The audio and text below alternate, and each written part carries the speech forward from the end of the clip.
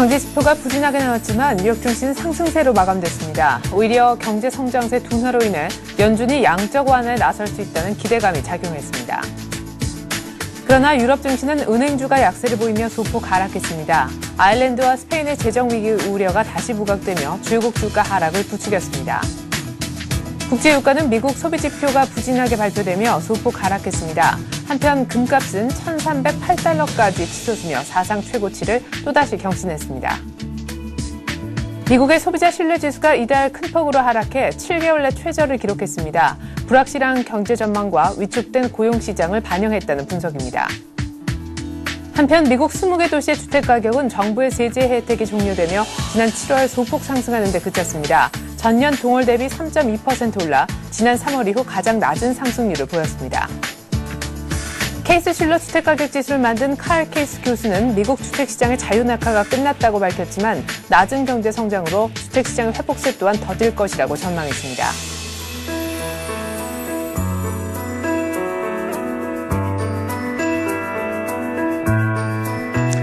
안녕하십니까. 굿모닝 생증시의 최예린입니다. 좀 전에 화면에 보셨다시피 다우가 약 한 40포인트대로 상승했습니다. 그 전일에 한 50포인트 정도 빠졌기 때문에 그 전일의 하락분을 고스란히 만회한 하루였다라고도 볼 수 있겠는데요. 주택 관련 지표 또 소비 심리 지표 딱히 좋은 지표 발표는 없었습니다. 오히려 부진했다고 볼 수 있는데 이같이 반등한 이유는 오히려 이 같은 부진한 지표로 인해서 연준의 추가 양적 완화가 조금 더 서둘러질 수도 있다는 기대감이 피어올랐기 때문입니다. 악재보다는 어떻게든 호재로 작용을 좀 많이 시키려는 그런 어떤 투자 심리가 좋아진 것을 볼 수 있는 뉴욕 증시인데요. 안타깝게도 유럽은 계속해서 또 여러 국가들의 재정 위기 우려가 불거지면서 뉴욕과는 달리 빠지면서 끝났습니다. 지금부터는 글로벌 증시 자세하게 다뤄볼 텐데 오늘은 한맥투자증권 김관수 차장과 함께하겠습니다. 안녕하세요. 네, 안녕하십니까. 네, 뉴욕이 정말 가려나 봐요. 안 좋아도 끝까지 좀 좋게 해석하려는 분위기가 이어지네요. 일단 모든 악재들이 일단 호재로 둔갑하는 그 악재들을 모두 이겨내는 모습을 보여주고 있어서 전체적으로 미증시 움직임이 상당히 긍정적이지 않나를 판단되고 있습니다. 특히나 장중한 데 80포인트 가격의 하락을 보였다가 40포인트 이상 상승세를 보여준 다우지수를 보면은 여전히 저점에서 조그만 호재에도 쉽게 반응하는 그런 모습을 보여줬죠. 아시다시피 소비자 신뢰지수가 7개월 만에 최저치를 보여줬고 주택가격 지수도 상승을 하고 있지만은 4개월 최저치를 기록하고 있어서 전체적으로 시장에 대한 부분, 특히나 소비자 신뢰지수 같은 경우는 고용과 관련된 부분들이 크게 반영됐음에도 불구하고 이런 것들이 시장에서 악재로 재배하지 않고 결국 연준의 양적 완화가 시장을 이끌어주는 그런 모습을 보여주면서 오늘 미증시는 아주 기분 좋은 반등을 주지 않았나 이렇게 생각이 되고 있습니다. 네. 자, 소비자 신뢰지수 얘기를 먼저 해보죠. 미국의 9월달 소비자 신뢰지수, 이번에 컨퍼런스 보드에서 집계를 한 것인데 7개월 내 최저, 그러니까 소비 심리가 상당히 안 좋은 것을 보여주는 것 같습니다. 아까 고용 얘기를 하셨는데 이것 때문에 심리가 좀 개선이 안 되고 있는 겁니까? 일단은 아시다시피 컨퍼런스 보드 발표한 9월의 소비자 신뢰지수가 전월에 53.2에서 48.5로 50을 깼습니다. 7개월 이래 가장 낮은 수치고 이런 낮은 수치가 계속 이어진다는 것은 누가 보더라도 일단 고용시장이 불안하기 때문에 결국 소비를 줄이는 그런 패턴이다 아닌가라고 판단되고 있습니다. 결국 당분간은 고용시장이 살아날 수 있는 기미들이 보이지 않고 있습니다. 월가에서도 이어지는 해고 바람이 다시 이어질 수 있다 이런 얘기도 나오고 있고 또 시장 전체적으로 보면은 고용시장이 계속적으로 단기 고용은 늘고 있지만 중장기적인 고용은 늘지 않는다는 것을 우리가 계속적으로 봐왔다시피 앞으로 소비자 신뢰지수가 상승세를 보여주려면은 또 소비가 살아나려면 결국 고용시장이 모든 것을 받침해 줘야 되는데 아직 이런 부분이 나타나지 않고 있다는 것이 향후에서도 이 소비자 신뢰지수가 그렇게 크게 개선될 수 있는 그런 여지는 없다라고 보고 있고요. 당분간은 이 고용시장의 전체적인 흐름을 보면서 결국 이 소비자 신뢰지수라든지 소비 패턴을 좀 더 우리가 체크해볼 그럴 필요가 있지 않나라고 판단되고 있습니다. 네, 자 이런 가운데 미국의 CEO들은 고용을 많이 늘릴 생각을 하지 않는 것으로 또 집계가 되고 있고 월가에서는 또 해고 사태가 다시금 시작돼서 고용 시장에 대한 우려를 좀 많이 키우고 있는 시점이 아닌가 생각도 됩니다. 자 그리고 큰 기대 안 했었던 주택 관련 지표도 좀 살펴봐야겠는데요. 7월 달 지표입니다. S&P의 케이스 실러 주택가격 지수가 나왔는데 아무래도 세제 혜택 정부로부터 종료된 이후에 때문에 지표가 계속해서 주택 관련해서는 좋지 못했었죠. 예상치하고 거의 부합한 상승하긴 했었는데 그 상승률 자체는 최근 넉 달 중에서 가장 낮았다면서요. 일단 케이스 실러 지수 같은 경우는 지금 시점에서 우리가 체크해 볼 것이 이게 3개월 평균입니다. 그래서 세제 종결이 된 이후 이전인 5월과 6월 부분을 반영하고 있기 때문에 네. 그것이 빠져나가는 8월부터는 더 급격하게 주택 가격이 좀 내려갈 수 있지 않느냐. 그래서 상승세를 이어가고 있지만 이 하락 추세가 계속 이어지고 있는 것이 결국에는 당분간은 좀 더 이어질 수밖에 없다라는 것이 그 주택 가격 지수의 모습이 아닌가를 판단되고 있습니다. 오름세를 이어가는데 왜 악재냐? 물론 4개월 만에 최저치지만 결국 이 부분이 이 세제 지원 종료 이전 거를 반영하고 있기 때문에 이것이 빠져나가는 5월, 6월 분이 빠져가는 8, 9월이 되면 결국에는 주택 가격은 낮아질 수밖에 없다는 것이 가장 큰 어두운 전망이 아닌가로 판단되고 있습니다. 주택 시장 아시다시피 급락의 모습은 좀 어느 정도 방어해 주었다 하더라도 반등의 모습을 보여줘야 되는데 아직은 아시다시피 소비라든지 고용 이런 시장이 불안하기 때문에 주택 가격 시장이나 주택 시장 자체가 결국에는 반등하기에는 상당히 좀 어려운 그런 부분이다라고 판단되고 있습니다. 소비자 신뢰지수도 그렇고 주택 가격 지수도 진짜 좋지 않는 이런 모습을 보여줌에도 불구하고 미증시에 반등을 줬다는 것은 그만큼 시장은 향후에 대한 기대치를 좀 더 갖고 있는 것이 아닌가 이런 생각이 들고 있습니다. 네, 자 말씀하셨다시피 미국 쪽의 주택 시장은 바닥을 지금 계속해서 치고 있습니다. 근데 언제 이것이 리바운드돼서 반등할 것인가의 그 시기가 관건이 될 텐데 케이스 슐러라는 주택 가격 지수를 만든 교수 역시 비슷한 얘기를 했다면서요. 아시다시피 케이스 교수랑 그 예일대 로버트 슐러 교수가 만들어서 미국의 대표적인 주택가격 지수인 케이스 슐러 지수가 탄생을 했습니다. 네. 그 중에서 케이스 교수가 블룸버그 통신을에서 인터뷰한 내용들을 보면은 주택시장이 바닥에서 반등을 하고 있지만 결국엔 자유낙하에서는 어느 정도 멈췄다. 하지만 시장 전체적으로 살아날 수 있는 부분은 좀 어렵지 않느냐. 이것이 가격 하락에 대해서 멈춘 것은 이자율의 하락이라든지 낮은 모기지 반모기질의 금리 그리고 모기지 증권의 매입, 대출 심사의 완화 이런 것들로 해서 급락의 모습을 저지해줬지만 결국에는 들어줄 수 있는 상승할 수 있는 원동력은 아직까지 부재하기 때문에 주택시장이 크게 회복하기에는 상당히 어렵다라는 이런 얘기가 나오면서 전체적으로 주택시장에 대한 그 침체는 좀 더 이어질 수 있는 그런 가능성이 크지 않나라는 생각이 지배적인 것이 아닌가라 판단되고 있습니다. 네, 자 미국의 9월 소비자 신뢰 지수는 넉 달 7개월 내 최저였었고 대도시 주택가격지수 역시도 4개월 중에서 상승률은 가장 낮았습니다. 지표가 이같이 부진하면서 경제 회복세가 좀 둔화되고 있다는 것이 확인됐던 하루였는데 이것이 또한 상승 반전의 빌미를 제공한 것 역시 연준의 추가 양적 완화에 대한 기대감을 높인 부분인데요. 이 부분에 대해서 조금 더 자세하게 한번 얘기를 들어보고 싶습니다. 이게 억지 해석인 건지 좀 괜찮은 논리로 시장이 흘러가고 있는 건지 말이죠. 일단 제 개인적인 생각에서는 좀 억지 해석도 있지 않았나라는 생각이 들고 있습니다. 예. 물론 지표들이 좋지 않았기 때문에 이 지표들이 좋지 않아서 결국엔 정부에서 양적 완화를 제시할 것이다라는 기대감.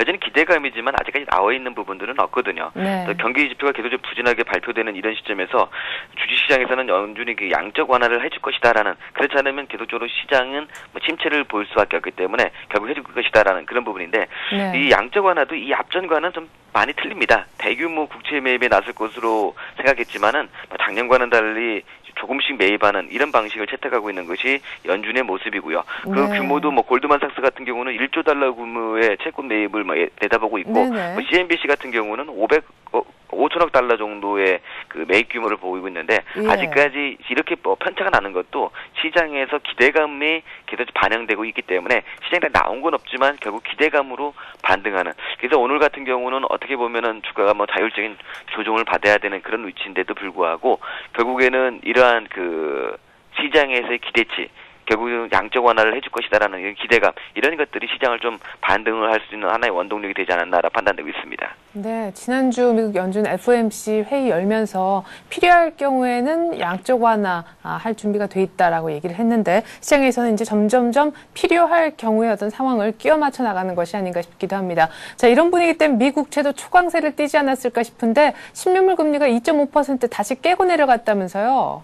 일단은 이렇게 돈을 푼다라는 얘기가 나오면은 국채값들은 일단 반등을 하게 되겠습니다. 예. 사상 최고치의 모습을 보여주고 있는데 이 미국의 국채값도 그렇지만 지금 국채값이 금리 자금을 푼다 안 푼다보다는 결국 안전자산으로 선택하면서 계속 매수가 들어오지 않나라고 판단되고 있습니다. 우리나라 국채 시장도 여전히 금리 인상이 되고 있지만 국채 가격이 계속적으로 널뛰게 모습을 보여주고 있고요. 미국도 그렇고 금값 같은 경우도 마찬가지고 결국에는 이런 것들이 시장에서 나타나주는 것은 결국에는 국채 가격 이런 것보다는 뭐 시장의 자금 이런 부분들도 시장 영향을 미치겠지만 여전히 안전자산에 대한 선호 현상이 강하게 나타나고 있기 때문에 국채값의 상승이 계속적으로 이어지는 것이 아닌가 이런 생각이 들고 있습니다. 네, 자 금값 얘기도 또 뭐 사상 최고치 경신했다고 하는데 조금 뒤에 상품 쪽 얘기는 한번 몰아서 정리를 해보도록 하겠고요. 자 그리고 실적 호재 얘기도 또 들려왔던 것 같습니다. 그리고 M&A 재료도 간간히 부문별로 지금 확산되고 있는 양상인데 어쨌거나 제약주가 실적 때문에 또 M&A 재료 때문에 크게 올랐다면서요? 일단 오늘 뭐 미증시의 반등의 원인이 뭐 양적 완화도 있지만은 예. 이 윌그린의 실적 개선으로 해서 제약주들이 그리고 헬스케어주들이 상승을 하면서 시장은 반등을 시작을 했습니다.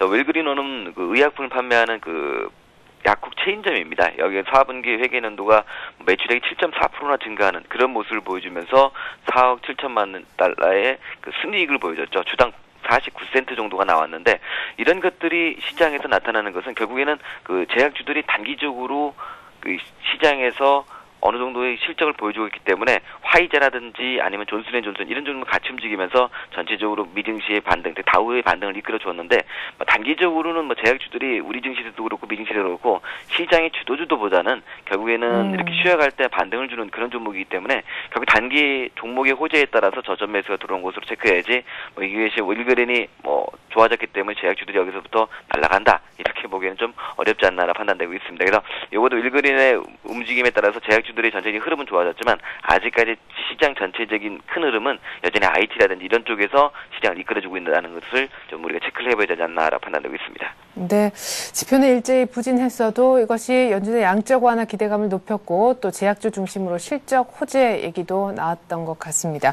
자, 이렇게 해서 뉴욕 증시는 뭐 나름대로의 뭐 억지스러운 면이 조금 없지 않지만 어쨌거나 다시금 반등에 성공하는 모습. 그러나 유럽은 또 다시 부진한 모습이 지금 드러났는데요. 앵글로 아이리시 뱅크 신용등급 무려 3단계 일제 하향 소식에 이어서 이번엔 스페인의 신용등급 하향 얘기가 또 다시 들려오네. 유럽이 완전히 봉합이 되기가 참 어려운가 봐요. 일단 뭐 우리도 IMF를 한번 겪었습니다. IMF를 겪은 다음에 한 97년부터 한 99년, 2000년까지는 계속적으로 IMF의 악몽을 계속적으로 받아간 것처럼 이 IMF 사태가 한 번에 치유되지는 않을 거라고 판단되고 있습니다. 그래서 다시금 앵글로 아일리스 뱅크 같은 경우가 구제 비용을 350억 유로를 달할 것이다. 이런 얘기가 나오고 있고 또 스페인의 국가 신용등급이 하향될 것이다. 이런 관측도 나오면서 유럽 증시 약세를 보이는데요. 또 종목별로도 좀 안 좋은 소리가 많이 나왔습니다. 세계 2위의 타이어 제조업체인 미쉐린도 12억 유로 정도의 증자 계획을 발표했고요. 독일 태양광 에너지 전문 업체인 큐쉘도 증자 및 전환사채 발행을 하면서 전체로 시장의 매물 부담을 상당히 좀 어둡게 만드는 그런 모습을 보여줬습니다. 또 네덜란드의 화학회사인 아구조 노벨 같은 경우도 5년간 매출 전망을 200억 유로로 하향 조정되면서 종목별 악재도 많았고 또 아일리시 뱅크 같은 경우가 구제 비용을 받는다는 소식에 따라서 은행주들이 크게 밀리면서 전체적으로 시장은 매물에 좀 압박을 받는 그런 모습이었는데요. 하지만 뭐 유럽 증시도 미증시가 저점에 살아나는 모습을 보이면서 반등의 모습, 저점에서 상당히 선전하는 그런 모습을 보여줬습니다. 특히나 아시다시피 장 초반에는 한 1% 이상의 급락을 주었다가 더 양선의 모습으로 저점 매수가 들어왔고 또 영국 증시 같은 경우는 플러스 반전되는 그런 모습도 보여주긴 했는데 중요한 것은 유럽 증시 같은 경우도 아직까지는 단기적으로 재정 위기가 봉합된 것은 아니지만 그래도 재정 위기가 시장을 이 앞전처럼 임팩트하게 급락으로 내몰진 않는 그런 모습을 보여주고 있기 때문에 재정 위기보다는 결국에는 유럽 증시도 우리가 이제 하나의 체크해볼 사항이지만 결국 유럽 증시도 미 증시를 따라가는 그런 모습이 아닌가라는 생각이 강하게 들었던 하루가 아니었나 판단되고 있습니다. 네, 그래요. 뭐 IMF든 유럽 쪽의 재정 위기든 이미 뭐 시작된 일이니까요. 또 미리 알려진 악재에 재차 크게 반응하진 않을 듯 싶다 하는 생각도 해보게 됩니다. 자, 아까 금값 얘기를 하다가 말하는데 장중 온스당 1,300달러 돌파에 이어서 이제 종가상 1,300달러가 아니라 1,308달러 마감 얘기가 나오는데 사실인가요? 일단 뭐 금을 갖고 있는 분들은 호재를 부를 수밖에 없는 그런 모습이 아닌가로 판단되고 있습니다. 네. 금값이 1,308달러로 마감됐고요. 또 시간외에서는 지금 찾아보니까 1,310달러 정도로 시간에서 거래가 되고 있더라고요. 예. 여전히 뭐 미국에서 다시 자금을 푼다 이렇게 얘기하니까 또 그렇다면 그만큼 경기 좋지 않은 것이 아니냐. 그렇다면 좀 안전자산으로 가자. 그래서 금값의 사상 최고치가 계속 이어지고 있는데 일단 1,400달러까지 열어두고 있는 이런 시점이기 때문에 그 추가적인 상승 여력은 남아있고 그리고 계속적으로 금값이 시장에서 투기 수요까지 같이 불러오는 그런 모습이기 때문에 당분간 금값의 강세는 좀 더 이어질 수 있는 그런 모습이 아닌가로 판단되고 있습니다. 유가는 여전히 뭐 소비 지표 약간으로 해서 좀 밀리는 그런 모습을 보이면서 76.18달러로 마감됐는데 유가는 요즘 시장에서는 크게 영향을 주지 못하는 것 같습니다. 물론 계속적으로 유가의 큰 모습을 보면 70달러에서 80달러급 사이에서 계속 바운드에서 움직이는 좀 안정적인 모습을 보여주고 있어서 유가는 시장에 영향을 주지 못하고 있는데 금값의 사상 최고치는 여전히 종목별에도 영향을 많이 줍니다. 그래서 금 관련주들 우리나라에서 고려아연이라든지 아니면 풍산 이런 종목들이 계속적으로 상승세를 보여주고 있고 다른 에너지 관련주들도 여전히 저점에서 들어오는 그런 모습은 크진 않지만 여전히 금과 관련된 이런 종목들은 관련주들은 계속적으로 상승세를 보이기 때문에 여전히 금가 상승도 그런 종목들에는 호재가 되지 않겠나 이런 생각이 들고 있습니다. 네. 자, 이런 가운데 지금 엔화는 일본 정부의 환시 개입 이후에 다시금 최고치로서 달러엔이 지금 83엔대까지 빠진 이런 상황인데요. 자, 오늘 밤에는 뭐 주간 원유 재고 정도밖에 나오지 않습니다. 오늘 밤에 나올 지표는 딱히 없는 가운데 오늘 밤에 또 뉴욕 증시 어떻게 움직일는지 보기 위해서는 현 지금 뉴욕 증시 상황을 다시 한번 좀 짚어볼 필요가 있겠다 싶습니다. 아까 뉴욕 증시가 반등한 이유가 조금은 부자연스럽다는 얘기를 하셨는데 현재 뉴욕 증시가 지금 많이 오른 것도 사실이지 않나요? 기술적으로 한번 분석을 부탁드릴게요. 일단 뭐 기술적으로 보면은 우리가 미증시에서 전체적으로 큰 그림을 보면은 단기적으로 너무 좀 짧게 보신다면 어렵겠지만 지난 2010년 1월장부터 지금 9월 마지막 장까지 전체적으로 보면 9,900에서 11,000 이 사이에서 왔다 갔다 하는 그런 모습을 보여주고 있습니다.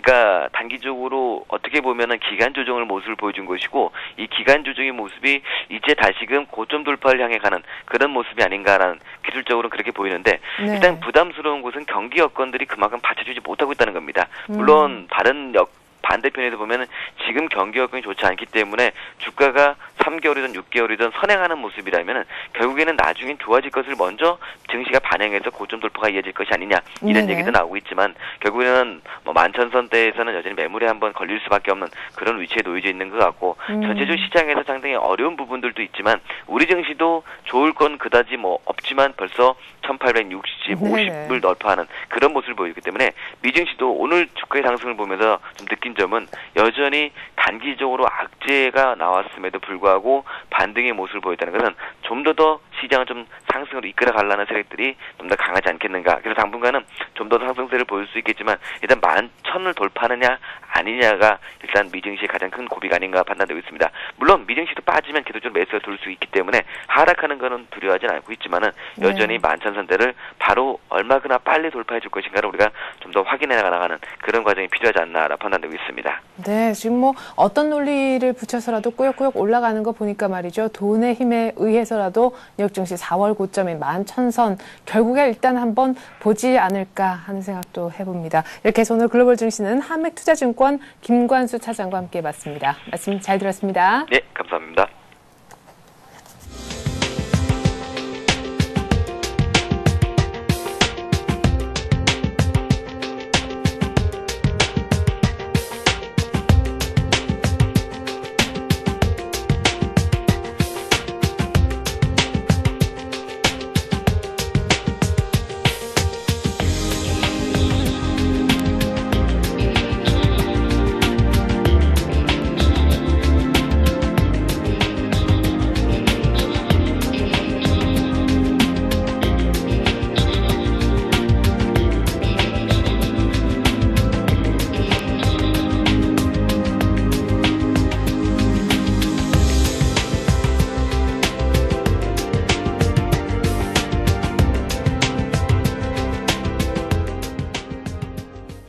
네, 이렇게 보셨다시피 뉴욕 증시는 하루 만에 아주 깨끗하게 무슨 일이 있었느냐는 듯이 능청스럽게 반등에 성공하는 모습이었는데요. 오늘 우리도 뉴욕 이상의 어떤 선전을 하면서 어제 하락분 만회하며 또다시 랠리를 재개할 수 있을런지요. 지금부터는 전망 들어보는 시간 가질 텐데 이트레이드 증권 2프로팀의 김병수 실장 나오셨습니다. 안녕하세요. 네, 안녕하십니까. 네.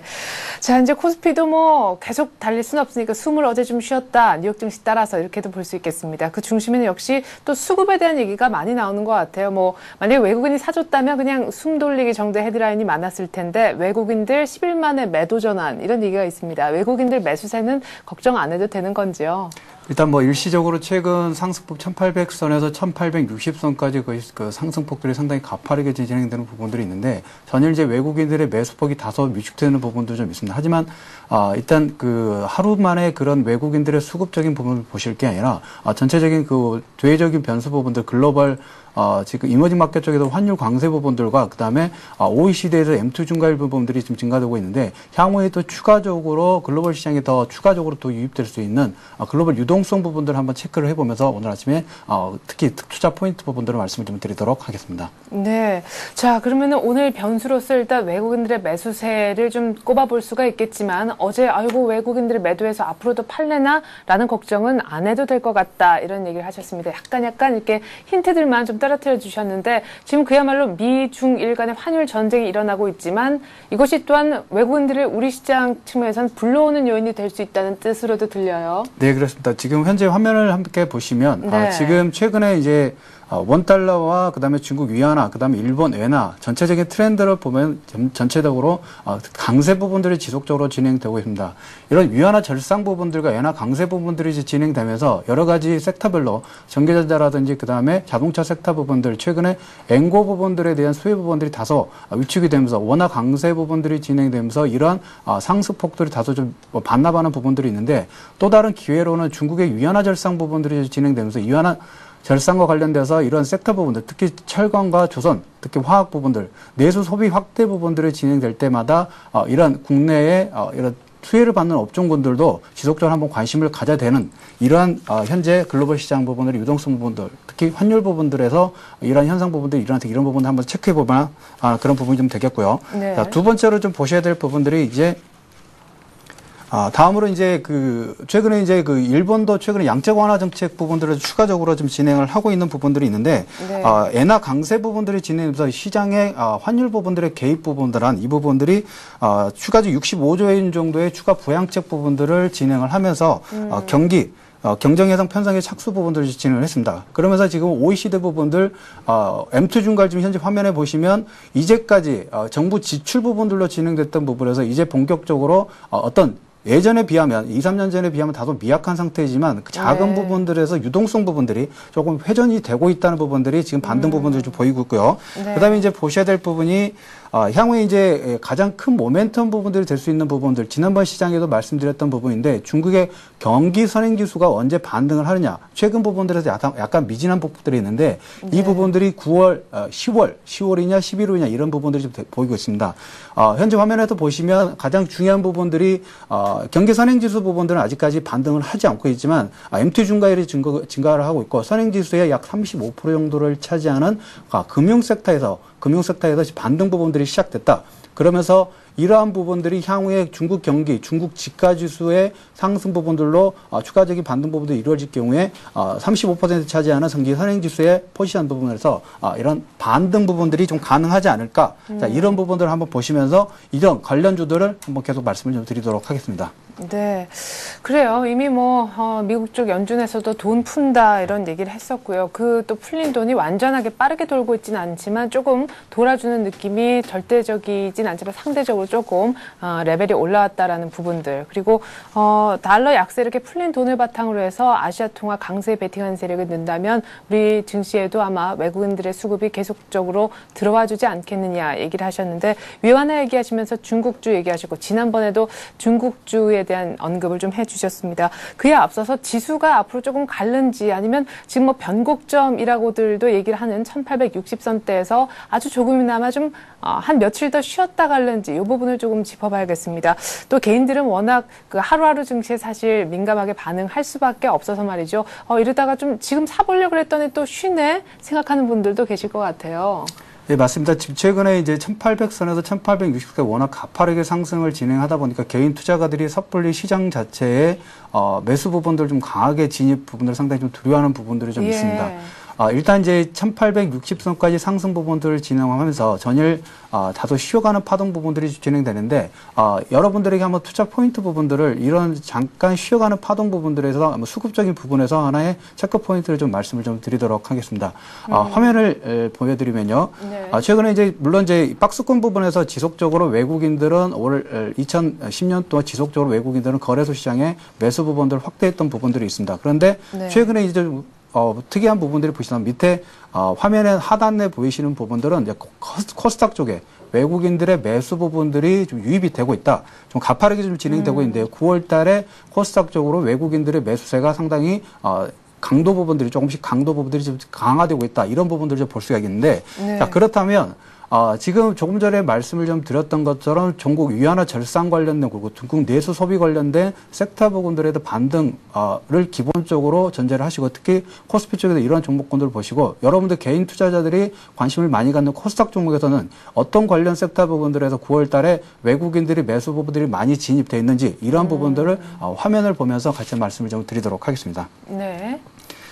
지금 준비해 드리는 화면에는요, 특히 코스닥에도 외국인들이 이번 달에 매수 부분들을 좀 더 강화했던 부분들을 섹터별로 조금 다소 분류를 좀 해봤습니다. 네. 이 부분들이 지금 10월 달에 여러분들이 좀 보셔야 될 부분들이 중국의 이제 12차 5개년 계획 부분들을 좀 발표를 합니다. 네. 예전에 이제 우리 국내 같은 경우는 새마을 개발 이런 관련된 부분들을 진행했던 부분들처럼 네. 신재생에너지와 신전력망 이런 부분들로 12차 5개년 계획 부분들을 진행하는데 이러한 부분들의 발표 부분들 추가적인 정부에서 중국 정부의 투자 부분들이 진행될 때 관련 섹터 부분들 특히 신재생에너지의 주성에너지와 중국 소비 관련된 부분도 항상 위안화 절상과 더불어서 지속적으로 주목을 받는 섹터인데 락앤락이라든지 ABCNC 그다음에 최근에 위안화 절상과 관련돼서 위안화 절상, 엔화 강세, 원화 강세 부분들로 특히 여행업종에 상당히 긍정적인 부분들이 좀 진행이 되고 있습니다. 네. 그래서 외국인들이 하나투어라든지 몬도투어 지난번 카지노 관련돼서 카지노 관련해서 영업 실적 부분들이 좀 부각됐던 GKL은 이런 종목군들의 네. 외국인들의 매수가 들어서 이런 관련 종목도 한번 관심을 좀 가져주시길 바라겠고요. 네. 마지막으로 이제 지금 향후에 이제 통신 장비 관련된 부분들이 있는데 네. 스마트폰 시장에서 이제 태블릿 PC 부분들로 진행을 하면서 이런 그 스마트폰 시장에서 데이터 용량 부분들에서 사용됐던 부분들이 태블릿 PC는 기본 2배 이상의 데이터 통신 부분들이 진행되고 있습니다. 작년 하반기와 올 상반기로 지금 제 기억이 되는데요. 네. 이런 스마트폰 시장이 열리면서 데이터 통신 부분들이 그 데이터 통화량 부분들이 급증하는 이런 부분들이 진행되는데 이러한 부분들이 태블릿 PC 부분들이 좀 진행되면서 출시가 되면서 이러한 데이터 통화량 부분들의 급증 부분들이 통신 장비, 코스닥 통신 장비, 다산 네트워크스라든지 유비코스 쪽으로 이런 또 수혜를 받을 수 있는 그리고 이런 관련 통신 전자책이라도 이런 콘텐츠 관련된 수혜주들도 아마 재차 부각될 가능성 부분들이 있겠고, 이제 그 코스닥 쪽에서는 그 실적 부분들에서 이제 한번 관심적으로 가시실 부분들이 이제까지 그 바이오 관련된 부분들이 상당히 억눌렸던 부분들이 있습니다. 1차 상승 부분들이, 일단 기대감으로 상승했던 부분들이 이제 종목군별로 약간 편차 부분들이 좀 있는데 종목군별로 하나하나씩 실적 부분들이 개선되는 부분들이 좀 보이고 있기 때문에 바이오 관련돼서 셀트리온이라든지 메디포스 이런 관련주들이 잠깐 쉬어가는 파동 부분들의 테마 부분들 형성 가능성 부분들이 있겠고요. 특히 건설 섹터, 코스피 쪽에서는 철강이라든지 조선, 화학, 중국 위안화 절상과 중국 내수 소비 이런 섹터 부분들이 현재 단기적인 테마 부분들이 아니라 중장기적인 테마 부분들로 계속 수혜를 받을 수 있는 업종군이기 때문에 지속적으로 한번 관심을 갖고 매매를 접근하시기를 말씀 좀 드리도록 하겠습니다. 네, 아마 개인분들이 지금 시청자분들이 가장 좋아했던 환호할 만한 표가 아니었나 싶습니다. 아마 열심히 좀 메모를 해두시라고 저희가 길게 보여드렸는데요. 코스닥 종목 이름까지 다 나왔었습니다. 자, 그러면은 이 같은 이제 3분기 프리어닝 시즌, 이제 3분기 실적 시즌을 코앞에 두고서 어떤 쪽이 좀 덜 유망할까도 사실은 시간이 좀 되면 여쭤보고 싶은데 역시 IT를 짚어보지 않고 가기는 좀 어려울 것 같아요. 글쎄 지난번에 이런 얘기를 하셨던 것 같습니다. IT는 오히려 미국 쪽을 조금 따라가고 소재 산업은 조금 중국 쪽이다. 지금 좀 전에 보여주신 거래소 쪽에 있는 업종군들도 거의 다 중국지라고 하셨지만 뭐 소재 산업 쪽. 근데 이제 IT를 10월에 사라는 것이 중국 쪽에서도 오히려 중국 춘절 수요를 또 생각한다면 그리고 어느 정도 좀 재고 물량이 이제는 좀 좀 소화가 되기 시작했다라는 측면에서 대만에서도 이제 외국인들이 IT를 조금 사고 있다고 하는데 IT의 10월서부터의 어떤 점차적인 반등 가능성, 지금 일단 싸니까 또 개인분들이 많이 사고 계시기도 하고 이 같은 베팅이 좀 성공적으로 끝났으면 하는 바람에 제가 여쭤보는 건데요. 물론 이제 개인 투자가들이 상당히 많이 물려있는 섹터 부분들이 전기전자 섹터이기도 하고 지금 네. 업황 부분들에 대해서 어떤 개선 포인트 부분들이 좀 보여야지 이런 부분에 적극적인 매매 부분들을 좀 추천드리게 좀 보는데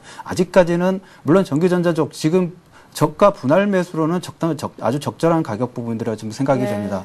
최근에 이제 내구재 주문 부분들, 특히 미국 부분들에서 내구재 주문 부분에서 IT 섹터 부분들에 대한 내구재 부분이 상당히 급격하게 증가하는 부분들이 좀 있는데 아직까지는 이제 그 패널 가격이라든지 LCD라든지 LED 이런 D램 가격, 물론 이제 삼성전자라는 하이닉스 같은 경우는 고정 가격 부분들로 이미 설정되어 있기 때문에 D램 가격 부분들에도 크게 영향을 받지 않지만 수급적인 부분에서 조금 영향을 받을 수 있는 부분들이 있겠고 최근에 이제 삼성전자가 지속적인 하락 부분들이 좀 진행되고 있습니다. 이 부분들을 어떻게 하나의 전기전자의 바로미터, 투자 포인트의 바로미터 부분들로 보셔도 될 것 같고요. 네. 단기적인 관점에서만 약 3%에서 5% 정도의 단기 매매 트레이드만 일단적으로 접근하시고 지금 현재 시점에서는 매매 순위에선 1순위 정도까지 올리기에는 다소 좀 부담스럽지 않나 네. 이렇게 좀 말씀을 좀 드리겠고요. 지금 조금 힘드시겠지만 저가 매수 부분들로는 접근 가능하다. 하지만 본격적인 부분들은 조금 더 이후에 조금 전에 말씀드렸던 중국의 경기 선행지수 부분들을 조금 체크하신 후에 이 부분들 그때 접근을 하셔도 아마 좀 늦지 않을까. 늦지 않을까 이렇게 생각이 좀 됩니다. 네, 그래요. 지금 일단 뭐 IT 쪽으로 조금 뭐 싸기 때문에 아주 단기적인 트레이딩 정도는 가능할 것 같은데 일단 뭐 1위로 지금 매수에 관심을 가질 만한 쪽 분위기는 아닌 것 같다 이런 얘기를 하셨습니다. 자, 그럼 관심을 좀 1등으로 가질 만한 쪽 얘기를 이제 구체적으로 해보죠. 아까 거래소에서는 종목 얘기를 저희가 못 들어봤거든요. 철강, 조선, 화학만 제가 메모를 해둔 것에 지금 표시가 되어 있는데 중국주 철강, 조선, 화학 중에서 종목 하나만 좀 찝어주시죠. 조금 전에 그 말씀드렸던 코스닥 쪽에서 환율 강세라든지 통신 장비, 뭐 다산 네트웍스라든지, 예. 그 다음에 여행 관련주들, 하나투어, 뭐 지켈 이런 종목군들 여러분들이 접근하셔도 가능한 종목군이고 있고요. 네. 특히 이제 좀 큰 자금들을 운영하실 부분들은 철강 섹터 부분들 오늘 좀 말씀을 좀 드리려고 가지고 나왔습니다. 특히 철강 섹터 중에서 현대제철 부분들을 오늘 엣지 종목으로 추천을 좀 드리겠는데 네. 일단 전일 그 포스코가 이제 가격 동결 부분들을 발표를 하면서 이 부분들이 철강 섹터 어떻게 보면 이제까지 가격에 대한 불확실성 부분들로 좀 위축됐던 부분들이 좀 네. 있는데 물론 이제 실적 부분들에서는 3분기와 4분기 철강 섹터 부분들이 그렇게 긍정적인 부분들이 좀 좋지 않습니다. 네. 왜? 상반기에 이제 원재료 부분들이 작년 대비 거의 2배 이상 오른 부분들이 원가 가격 전이 부분들이 거의 이루어지지 않았기 때문에 마진, 이런 부분, 예. 마진폭들이 상당히 좀 위축이 되면서 실적 부분들이 좀 많이 하락폭들이 좀 개선될 부분인데 포스코가 가격 동결 부분들을 진행하면서 이러한 가격 불확실성 부분이 일단 어떤 하단 부분의 지지라인이 형성이 됐기 때문에 이러한 부분들 철강 섹터 부분들의 반등 가격 부분들이 좀 가능하겠고요. 더불어서 지금 현대제철 같은 경우는 현대 하이스코라든지 현대차 그룹의 올해 상반기에 고정적인 수요처 부분들 열연 부분들로 약 150만 톤 수준 정도의 공급 부분들을 진행을 하고 있고 향후에 2011년에 이러한 열연 관련된 부분들이 전체 판매 부중에 50% 이상까지 성장 가능성들이 있기 때문에 그런 이기 부분들 추가적인 성장 모멘텀 부분들을 가지고 있습니다. 그렇기 때문에 이러한 부분들이 현재 단기적인 관점에서는 가격 하단 부분들이 좀 진행됐고 조금 전에 말씀드렸던 것처럼 중국의 12차 5개년 계획 부분들이 진행될 때 이런 대규모 설비 투자 부분들이 좀 발표될 가능성 부분들이 있습니다. 이러한 수혜 부분들로 현대제철 신고가 부분 한번 도전해 볼 가능성 부분들이 있기 때문에 이러한 부분들을 투자 포인트로 말씀을 좀 드리겠고요. 네. 화면을 보시면서 이제 기술적 분석 부분들을 좀 체크를 좀 해드리도록 하겠습니다. 현재 지금 전일 종가 11만 8,500원 정도 마무리가 됐는데 네, 어제 좀 올랐죠. 네네. 예. 외국인들이 지금 집중적으로 지금 매수 부분들이 좀 강하게 유입을 하고 있다. 이 부분이 하나의 또 체크 포인트가 좀 되겠고요. 네. 매수가 부분들은 약 11만 8,500원 전일 종가 이 부분에서 접근하시고 1차 목표가는 13만 원 정도로 설정을 해드리겠고요. 손절가 부분은 11만 원 정도로 설정을 좀 해드리면서 중기적인 관점에서 접근을 말씀을 좀 드리도록 하겠습니다. 네. 자, 그러면 현대제철 실적 나오기 이전에 13만 원 정도가 터치가 가능할까요? 지금 어제 전일 어떻게 보면 이제 포스코의 그 가격 동결 부분들로 상승 부분들이 좀 진행되는데 지금 네. 조금 전에 말씀드렸던 중국의 12차 5개년 개발 계획 부분들 발표가 될 때 신재생에너지라든지 일단 철강 철강 가격들 그리고 지금 중국에서 최근에 이제 철강 가격 상승 모멘텀 부분들이 중국의 철강 부분들의 구조조정 부분들이 지금 계속 가속화가 되고 있습니다. 이러한 부분들은 단기적인 부분들로 끝나는 부분들이 아니라 지금 계속 진행 중에 있기 때문에 이러한 부분들로 지속적인 철강 섹터의 긍정적인 모멘텀으로 줄 수 있는 가능성 부분들을 한번 말씀 좀 드리도록 하겠습니다. 이거를 여쭤볼 걸 그랬어요. 시간도 없는데 현대제철 만약에 오늘 추가적으로 또 조금 올라서 출발하면 이제 기다렸다가 살까요?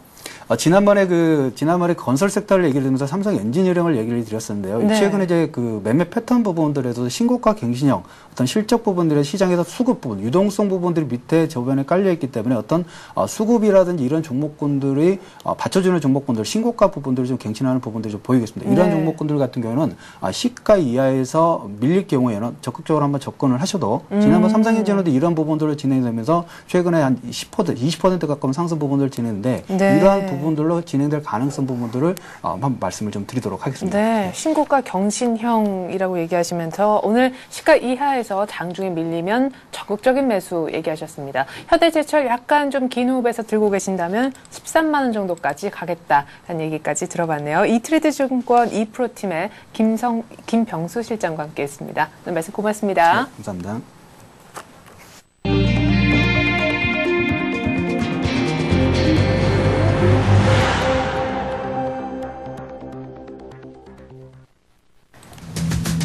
내년 정부 예산에서 복지, 노동, 교육 분야는 늘어나는 대신 사회간접자본 분야는 줄어듭니다. 재정 건전성을 강화하면서도 서민 지원 예산은 예외로 했기 때문입니다. 식품업계가 배추 파동 후폭풍 때문에 몸살을 앓고 있습니다. 김치 제조업체들이 제품 가격을 오는 10월 중 10%가량 인상할 예정이며 외식업체들은 반찬에서 김치를 빼고 대체 메뉴를 내놓고 있습니다. 김정일 국방위원장의 셋째 아들인 김정은이 인민군 대장 지위를 받고 후계자로 공식 등장해 3대 권력 세습에 들어가면서 동북아 정세 격변을 예고했습니다. 내년도 1학기부터 등록금 상한제가 처음 시행됨에 따라 대학이 등록금을 일정 수준 이상 올릴 수 없게 됐습니다.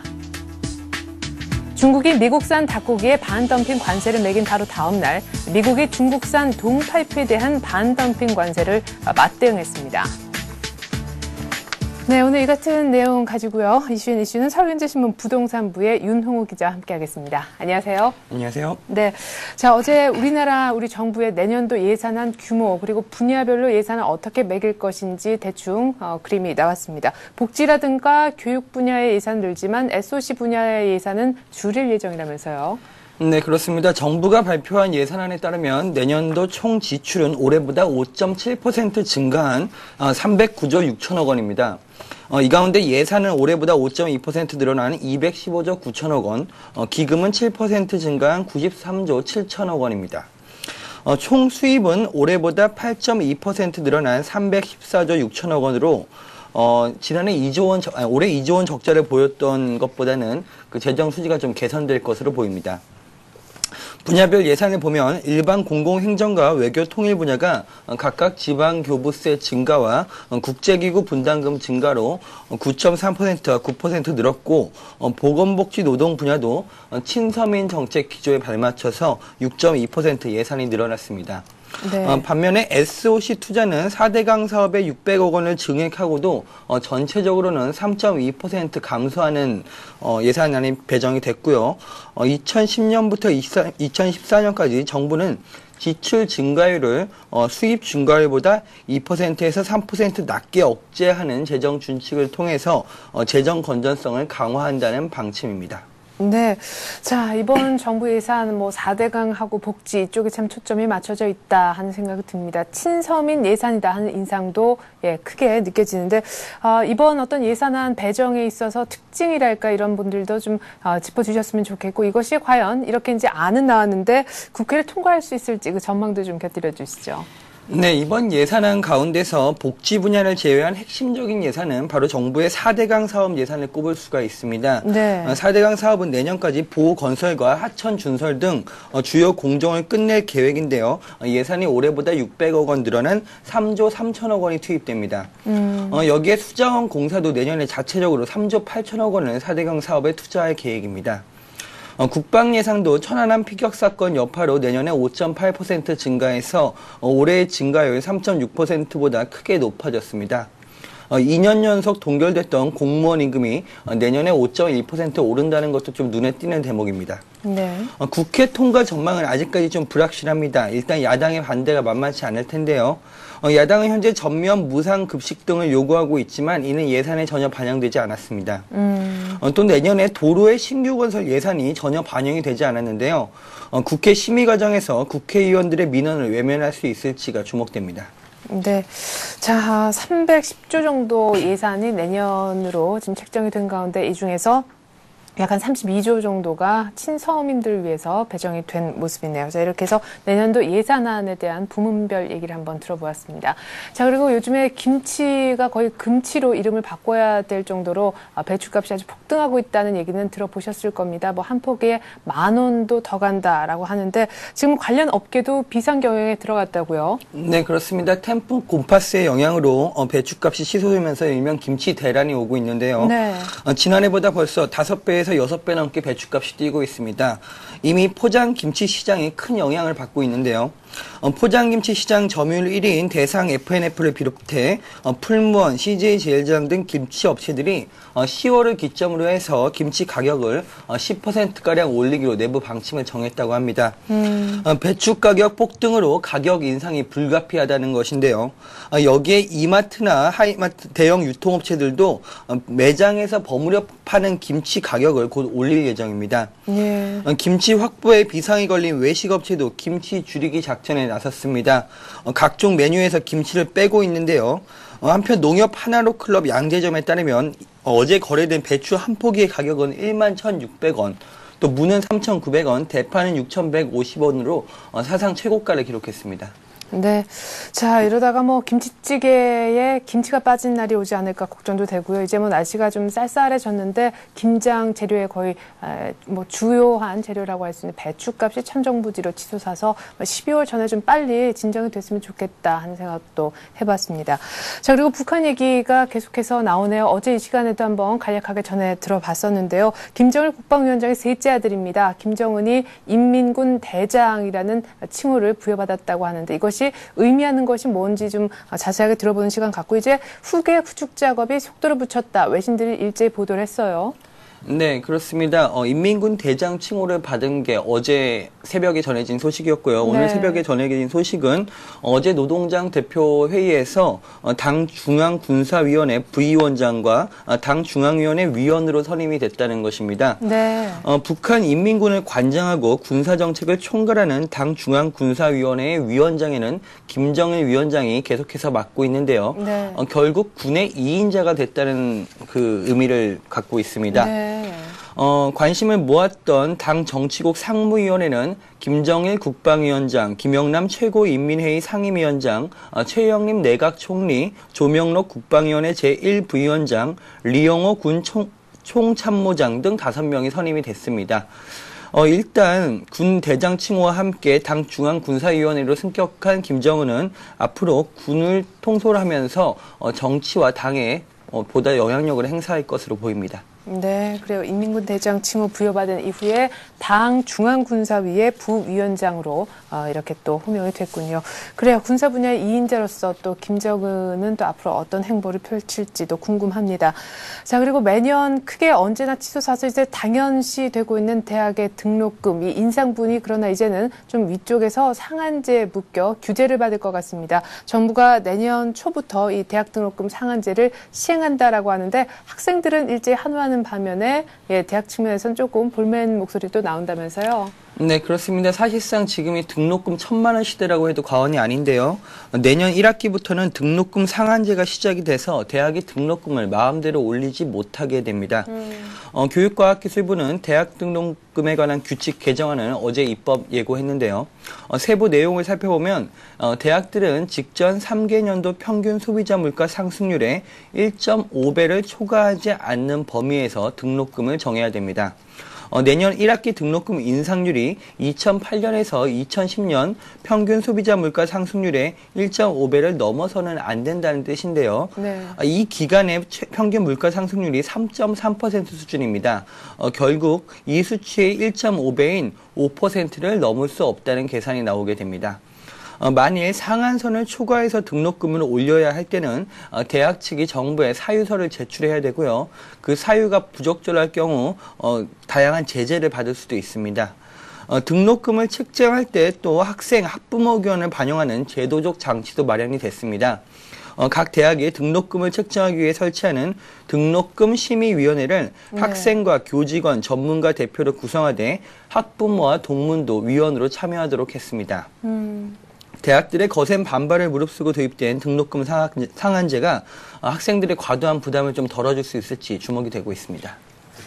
네, 그리고 넘버1과 넘버2가 싸우면 누가 이길까요? 지금 정세가 대충 그렇습니다. 미국과 중국의 힘겨루기가 이제는 환율 부분이 아니라 관세, 통상으로까지 번지고 있는 양상인데요. 중국이 미국산 닭고기에 또 여기에 그 다음 날 미국은 중국의 동파이프에 각각 이 보복 관세를 매기는 그런 지금 조치를 취하고 있는 것 같습니다. 지금 분위기가 심상치가 않네요. 강대강입니다. 네, 그렇습니다. 미국 상무부가 어제 중국산 동파이프에 대해 최고 61%의 반덤핑 관세를 부과하기로 결정을 했습니다. 중국산 동파이프가 미국 시장에서 정상 가격 이하의 염가로 판매된다는 논리를 펼친 것인데요. 미국 정부는 이미 지난 5월부터 이 잠정적인 반덤핑 관세를 부과해오다 이번에 세율을 최종적으로 확정을 했습니다. 이 문제는 시기인데요. 미국 정부의 이번 발표는 중국 정부가 미국산 닭고기에 대해 향후 5년간 최고 105%의 반덤핑 관세를 부과하겠다고 발표한 뒤 하루 만에 나온 조치입니다. 네. 다분히 무역 보복 조치라고 할 수가 있습니다. 위안화 환율 결상 압박을 거부하는 중국을 직접 겨냥한 법안도 발의가 되고 있는데요. 미국 언론들은 오는 11월 미국의 중간 선거를 앞두고 통상 정책이 선거 쟁점으로 부상을 하면서 중국에 대한 미국 정부의 통상 압력이 더욱 거세질 것이라고 예측하고 있습니다. 네. 자, 이렇게 해서 오늘 이슈는 서울현대신문 부동산부의 윤홍우 기자와 함께 해봤습니다. 윤 기자 잘 들었습니다. 감사합니다. 네, 뉴욕 증시가 오전에는 하락하는 줄 알았는데요. 자고 깨보니 상승이라는 헤드라인이 있죠. 그렇습니다. 오전 중에 하락분을 그대로 다 만회를 하고 그 전일의 하락분을 고스란히 플러스로 돌려놓으면서 아무런 일이 없었냐는 듯이 뉴욕 증시는 상승했습니다. 약 한 40포인트, 50포인트가량 다우가 반등한 것인데요. 유럽은 계속해서 유럽 재정위기 때문에 하락세로 끝나고 말았습니다. 지표는 안 좋았거든요. 미국의 20개 도시, 대도시의 주택가격지수도 7개월 내 지금 상승률이 4개월 내 가장 낮았다라고 하고요. 미국의 소비 심리도 지금 7개월 중에 가장 낮은, 살아나지 못하는 모습이었습니다. 그럼에도 불구하고 오를 수 있었던 이유는 제약주 가운데 실적 호전 얘기 들려줬던 종목도 있었지만 무엇보다 이렇게 지표가 안 좋을수록 연준이 더 돈을 많이 풀어줄 것이다. 추가 양적 완화에 대한 기대감은 또 그만큼 반대급부로 커졌기 때문입니다. 글쎄요, 억지스럽다는 전문가의 평가도 있었지만 어쨌거나 상승한 걸 어쩝니까? 오늘 우리 증시도 일단 뉴욕처럼 반등에는 성공했으면 좋겠는데 뉴욕 따라갈지 아니면 조금 더 숨을 고를지는 지켜봐야겠습니다. 최근 들어서 그렇게 또 미국하고 많이 연동되는 분위기는 아니라서요. 오늘 외국인들이 일단 어제 같은 약간이라도 매도세를 지속할 분위기는 아닌 것 같네요. 더 자세한 우리 장 소식은 출발 cen증시 통해서 들려드리겠습니다. 고맙습니다.